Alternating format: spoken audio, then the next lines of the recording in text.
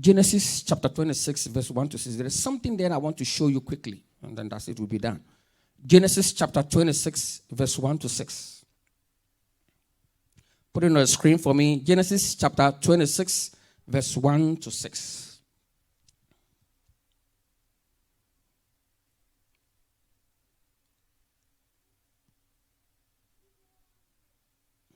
Genesis chapter 26, verse 1 to 6. The Bible says that, now there was a famine in the land. Besides the previous famine in Abraham's time, and Isaac went to Abimelech, king of the Philistines in Gerar. The Lord appeared to Isaac and said, do not go down to Egypt. Live in the land where I tell you to live. Stay in this land for a while, and I'll be with you, and you will be blessed. For to you and your descendants, I will give all these lands, and I will confirm the oath I swore to your father Abraham. Continue.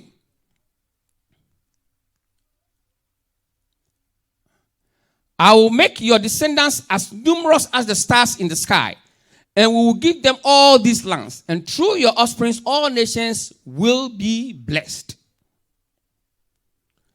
Because Abraham obeyed me, and I did everything I required of him, keeping my commands, my decrees, and my instructions. So Isaac stayed in Gerar.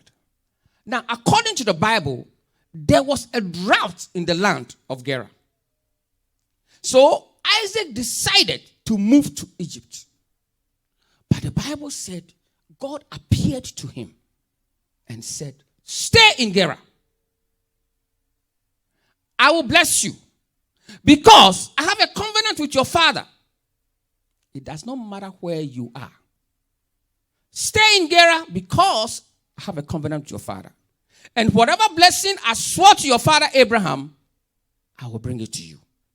Now, this is the reason why I'm having this discussion with you. Because some people did certain things long time ago, and other people are reaping the profits. Remember Joash? It was King David who did what he did, and God gave King David the promise. Who reaped the profits? Joash. Now, it was Abraham who did what he did, and God gave him the profit. Who's giving the profit? Isaac. This morning, by the time I finish, I'll explain something to you.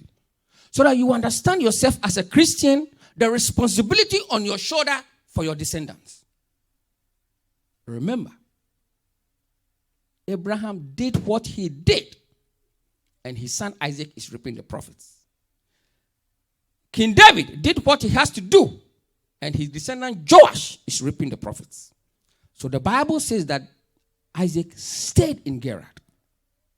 And now that drought was all over the land. That is why God does not need alignment before he does miracles. He doesn't. You and I, before we take a decision, you make sure this is right, this is this is that, this is this. Make sure everything is in position before we make a move. Why? Because we don't have control over external contingencies. But you see, God had control over everything. So God doesn't need, like this paper, everything should be at the right place, at the right time. Everything should be okay before we do presentation. God doesn't need that. This can be here. This can be here. This can be here. And still God will do what he said he would do. That is why he is God. That is why he's a mysterious God. So sometimes when I see Christians marveling and moving around and trying to do so many, I look at them and say, do you even read the Bible? As I was studying this carefully yesterday in the afternoon. So the Bible says that Isaac stayed. And in that very same year, within the drought, Isaac sowed. And he harvested what? 100-fold. Let me ask you. We're all in Ghana where we saw the 1983 when the hunger came. Was anybody reaping anything 100-fold in Ghana at that time? Nobody. In the midst of the drought, there's no way you can even sow. Because the ground is dry. You can't put anything down there. But the Bible says that in the midst of the drought, Isaac sowed and he reaped 100-fold. People of God, this morning, it is my prayer that you will trust God. That is all I'm asking you. I'm not asking you to do anything. It is my prayer that you will trust God. Because if you don't have a testimony, sometimes it's difficult even to talk to somebody. But I trust God and I have testimonies. That is why my heart is yielding, and I want to tell you this. Trust God. Look at the verse 2. And the Lord appeared unto him and said, do not go into Egypt. Dwell in the land which I will show you. And the verse 3. Stay in this land, and I will be with thee, and I will bless thee. For unto thee and unto thy seed, and I will give all these countries, and I will perform the oath which I swore unto your father Abraham. I said that at the end of the sermon, I'm going to ask you a question. And that question, I'm praying that it will challenge you so that you begin to see God differently and the responsibility on your shoulders for your children and your descendants. Remember, because of King David, Joash became a king. Because of Abraham, Isaac is reaping what he is reaping. You have a responsibility on your shoulder. So, God will give you your destiny helpers. God will speed up your destiny. God does not need alignment to make miracles happen. God does not need rain to fall for Isaac to reap 100-fold. He does not need that. God does not need Joash to grow up to be a full man, to become a king. At the time when Joash cannot do anything for himself, when he was a little boy, and he was about to be killed, God provided destiny helpers for him. Why? Because there is a calling on his head. There is a calling on Joash's head. So God is watching over his word to do what? To perform. There is calling on Isaac's head.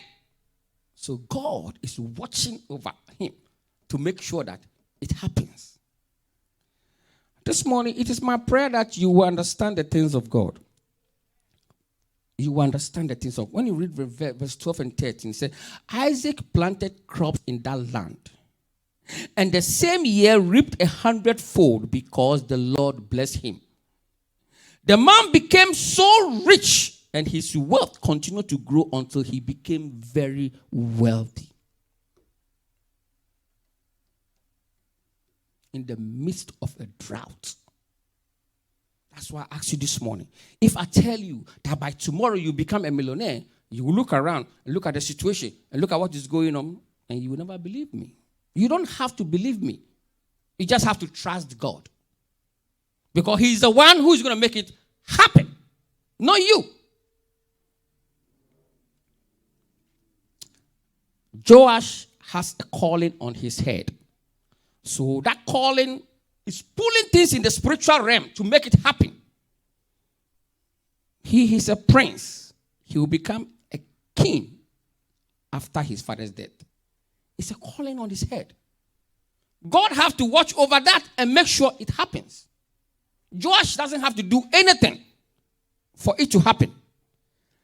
Joash has a calling on his head from his family lineage of what? King David.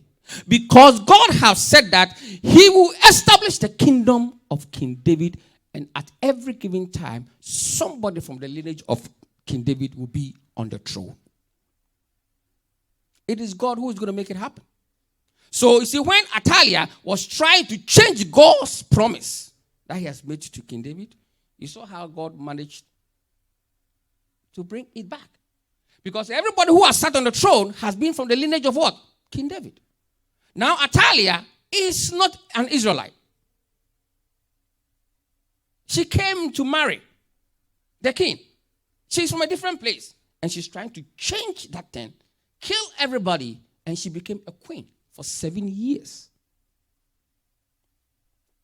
And God said, that is not what I said to King David. I said at all times, there will be somebody from the lineage of King David to be on the throne. So God has to do what he has to do. He saved the life of Joash. 7 years' time, he brought Joash back on the throne. People of God, it is my message this morning that you will trust God. Believe in God. If you don't know anything, look at where you were yesterday. And look at where God has brought you from yesterday to today. Double that faith and trust God for tomorrow. If you are able to do that, God will bring things your way that will marvel you. Because you know why? God will realize that, oh, so my son is not even looking at all the problems he's going through. He's still waiting for me and trusting me to take him to the next step. It gives God the agency to make it happen. But when he sees you trying to do it yourself, struggling, trying to do everything you can to make it happen, he will sit back and wait for you. He will sit back. It is my prayer that you will let Jeremiah chapter 1 verse 12 be your guide. If you don't remember anything this morning, let Jeremiah chapter 1 verse 12 be your guide. He said, and the Lord said to me, thou hast sinned well, for I will watch over my word to perform it. That is enough. God does not need alignment to make miracles happen. He does not need your help to make it happen. He will make sure he put destiny helpers on your way. And he will make sure he can compress your destiny and make it happen. So we saw King David did something for God. And God gave him a promise that affected his lineage and his descendants. We saw Abraham did something for God that affected him, and God gave him a warrant for his what? Lineage and his descendants. This morning, this is my question as a Christian. What are you doing for God? That God will look at it and make a promise concerning you that will affect your children and affect your descendants. What are you doing for God? That God will see. And God will say, because of what this man has done, then he will make that promise. And once he makes that promise, Jeremiah chapter 1 verse 12 will begin to roll. Because he will watch over his word and perform it. I remember one time, I was doing stuff when I was in Ghana. You understand that when you try to fight God on your future, God will leave you alone to do it. But when you trust God for your future, God will make things happen that will surprise you. There are so many examples in the Bible how God turns things around. Like I keep on telling you, you see this place right now? You mark it on the wall. You will see what God will do next year. You will see it. Unless you have not tried God and you have not seen God, then you cannot rest on God. But those people who have trusted God and they have seen God, they know what God is able to do. This morning, it's my prayer that you will trust God.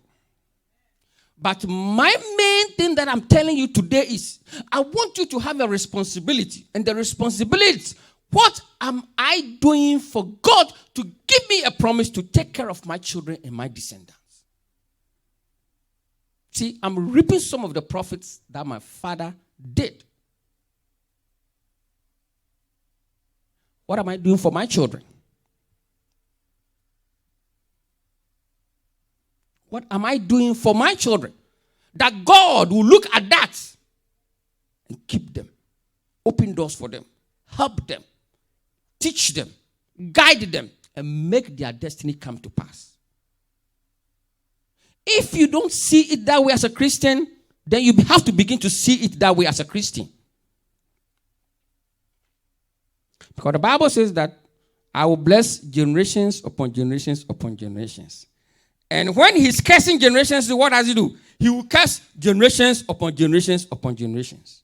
So he's watching over his word to perform. So you have a choice. Either you make God curse your generation, or you make God what? To bless your generation. Which one are you deciding today? Which one are you working on today? Look at all your children sitting here. What are you doing for them so that because of you, God will look over your children and open that door for them? It's not only about money. You work and have millions and then leave them for your children. Yeah, it's good. But that is not enough. We saw what Abraham did. We saw what King David did. This morning is my question to you. What are you doing that will make your children and your descendants? We thank God for this morning. And it is my prayer that we will all understand God from the way we have to understand God. And we all look at God from the way we have to look at God. And we all have to perceive God from the way we have to perceive God. God bless us. May God help us. It is my prayer that you will see God the way you have to see God. Understand God the way you have to understand God. And leave the rest for God. He will make it happen. Because he's a mysterious God. God bless you. Shall we pray?